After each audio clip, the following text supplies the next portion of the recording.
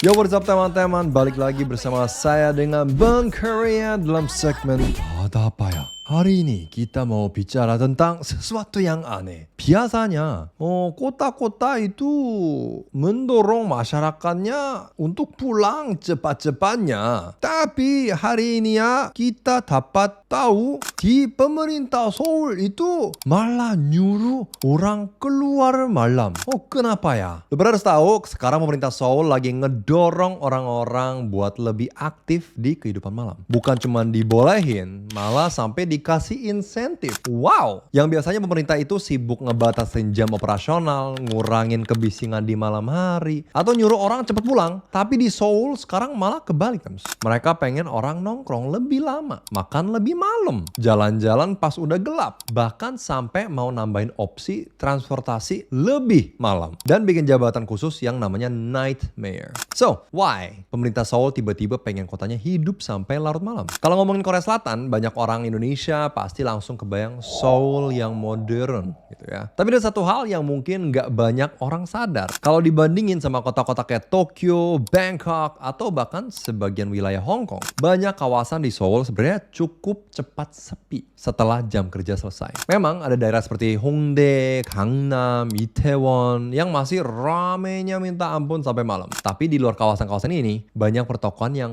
tutup. Orang pulang ke rumah dan aktivitas ekonomi jadi ikut melambat. Nah, menurut pemerintah kota Seoul, disitulah ada potensi yang selama ini belum dimanfaatkan. Pada 15 Juli 2026, wali kota Seoul, Oh Se-hun, umumin kalau night economy atau ekonomi malam akan jadi salah satu prioritas utama pemerintah kota. Mereka pengen Seoul bukan cuma hidup di siang hari, tapi menjadi kota yang tetap ramai setelah matahari terbenam. Kalau menurut wali kota Seoul, kalau wisatawan cuma datang siang hari, jalan-jalan, belanja, terus pulang ke hotel, berarti kota baru dapat setengah dari potensi ekonominya. Setengah sisanya baru muncul kalau wisatawan tetap keluar malam, makan, belanja, nonton show, ngunjungin museum, atau sekedar nikmatin kota. Intinya semakin lama orang berada di luar, semakin banyak uang yang muter. Dan pemerintah Seoul melihat satu masalah yang serius. Dalam beberapa tahun terakhir, banyak kawasan usaha kecil mengalami penurunan aktivitas. Begitu jam kantor selesai, orang langsung pulang. Padahal usaha-usaha kecil seperti restoran, kafe, toko, sampai pedagang lokal masih sangat bergantung sama pengunjung. Kalau jualan mulai kosong, perputaran uang juga ikut berhenti. Betul. Makanya muncullah ide dari pemerintah, gimana kalau aktivitas ekonomi nggak berhenti jam 6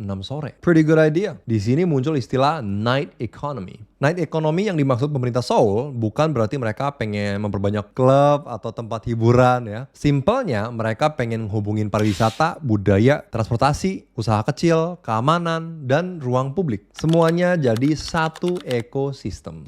Wow, great plan. Salah satu program yang paling ditonjolin adalah 달빛 야장. Oke, kalau diterjemahin, 달빛 artinya cahaya bulan. 달 bulan, 빛, cahaya. Terus yajang kurang lebih artinya area makan outdoor yang buka malam hari. Yawe adalah outdoor, jang adalah tempat, suatu tempat. Jadi kita bisa bayangin seperti kawasan kuliner malam yang ditata resmi oleh pemerintah. Bukan PKL ya, pedagang kaki lima liar. Tapi area yang emang dirancang supaya orang bisa makan, nongkrong, dan nikmatin suasana malam dengan nyaman. Budaya seperti ini sebenarnya udah ada di beberapa kawasan Seoul ya. Tapi selama ini sering benturan sama aturan. Which means pedagang benturan dengan pemerintah. Kenapa? Karena penggunaan trotoar, jam operasional, atau izin pakai ruang publik. Nah sekarang gilirannya pemerintah justru pengen minta pedagang-pedagang ini jualan sampai malam. Jadi bukan lagi fokus membatasi, tapi ngatur supaya aktivitas tersebut bisa berjalan secara legal dan tetap tertib. Dan tahun ini 2026, 5 lokasi akan dipilih sebagai proyek percontohan. Kalau hasilnya bagus, program ini bakal ditambahin jadi 25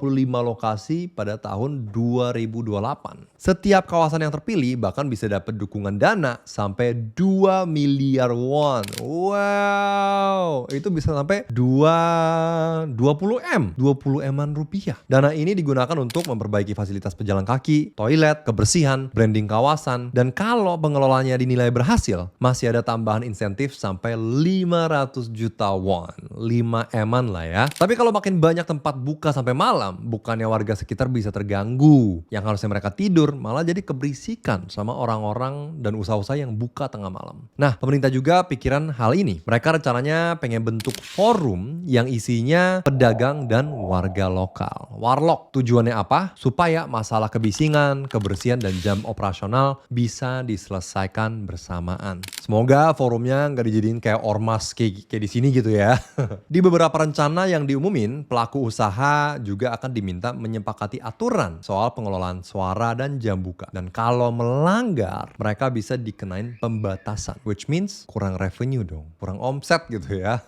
Itu bakal langsung ngefek ke duit yang masuk. Jadi bukan berarti semua orang bebas buka sampai pagi gitu lah ya intinya. Nah, terus transportasi juga ikut berubah, Tems. Karena kalau pemerintah pengen orang aktivitas sampai malam, ya harus pastiin dong orang bisa pulang dengan aman gitu ya. Makanya Seoul sedang consider tambah lagi layanan bus malam. Sekarang memang sudah ada di beberapa wilayah dan bus-bus tertentu yang masih jalan sampai jam 2-3 subuh gitu lah ya. Atau mungkin 24 jam ada juga kali ya. I forgot, udah berapa tahun gue nggak di Korea? Udah 3 tahun sekarang.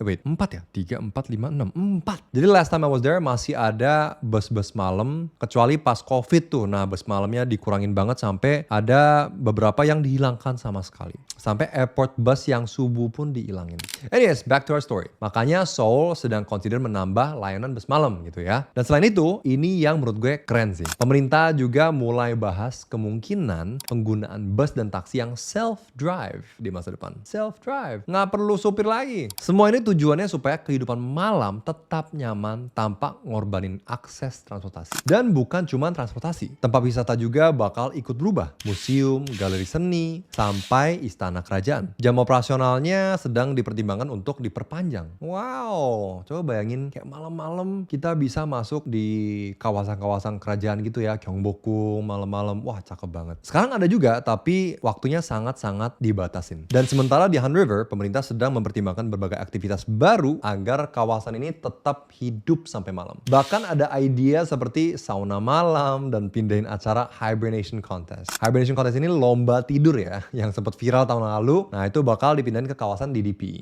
DDP by the way ada di Dongdaemun. Dongdaemun History and Culture Park, I think. Dongdaemun Yoksa Mun화공원. Ya, betul sekali. Dan DDP artinya Dongdaemun Design Plaza kalau nggak salah ya. Nah, pemerintah Seoul punya visi yang disebut 3377 Tourism City. Artinya 30 juta wisatawan asing setiap tahun. Setiap wisatawan habisin sekitar 3 juta won, which is around 30 jutaan rupiah ya. Dan rata-rata tinggal lebih dari 7 hari. Jadi bukan sekedar mengejar jumlah turis, tapi juga ngedorong mereka tinggal lebih lama dan membelanjakan uangnya lebih banyak. Dan Mayor Oh Se-hoon bilang bahwa selama 6 bulan ke depan, dia sendiri akan mengawasi proyek ini sebagai prioritas utama pemerintah kota. Mereka juga akan ngebentuk task force khusus yang melibatkan berbagai dinas. Karena menurut mereka, night economy bukan cuma urusan pariwisata, bukan cuma urusan perdagangan, bukan cuma urusan transportasi. Semuanya harus berjalan bersamaan. So, kenapa selama ini Seoul belum melakukan hal seperti ini? Menurut wali kota Seoul, salah satu penyebabnya adalah regulasi. Dia bilang banyak aturan dibuat berdasarkan cara berpikir aktivitas siang hari. Misalnya, pembatasan jam operasional yang seragam, aturan penggunaan ruang luar, dan berbagai izin lain yang dianggap kurang cocok kalau diterapin untuk aktivitas malam. Karena ini, pemerintah pengen mulai ubah aturan-aturan yang dianggap sudah kurang relevan.